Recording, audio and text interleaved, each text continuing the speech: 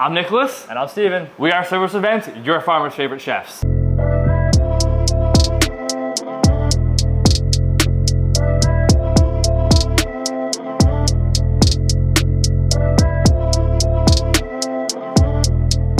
Here, we're going to kind of start diving into making our fermented pepper Romanesco sauce for our steak entree this month.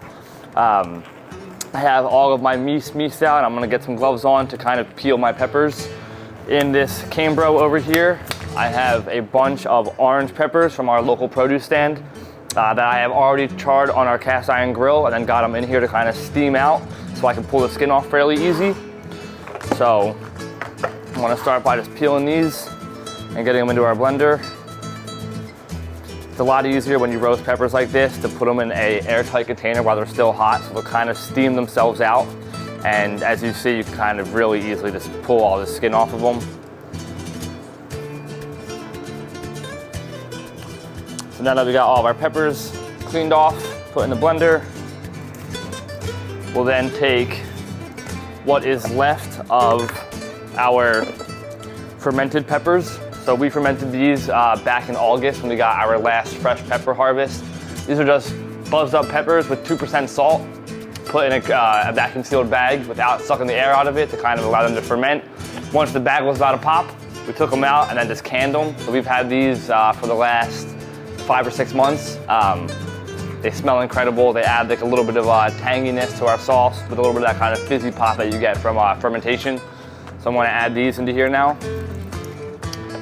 We're gonna add about a half cup of toasted walnuts, about 2 tablespoons of sherry vinegar.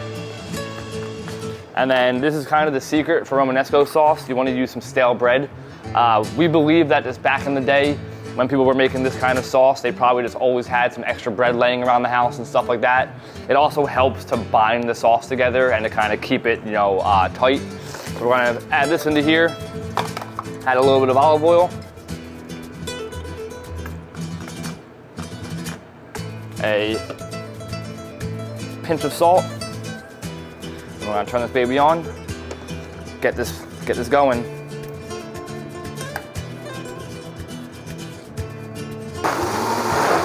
We're gonna allow this to do its thing. Are you licking all the pots? All the chicken pots?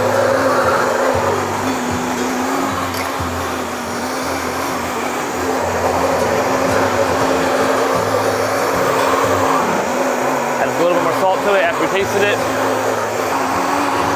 Huh? Not really. All right, now this is all blended up. We're gonna pass it through a nice fine sieve.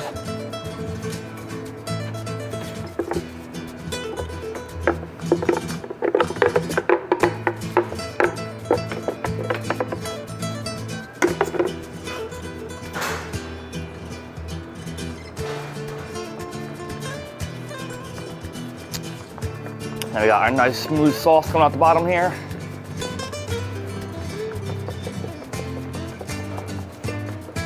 Now we get this into a squirt bottle. Then as this cools down, it will thicken up a bit also, but this does look pretty good.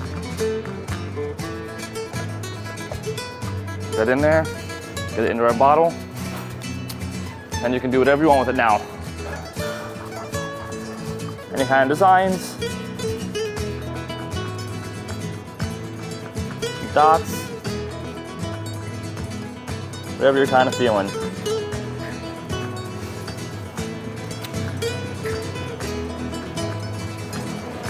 This sauce is going to be used with our grilled ribeye for our entree course, a little bit of garlic powder chickpea panisse, as well as a little kind of Mizuna salad mix with a little bit of olive oil and lemon juice.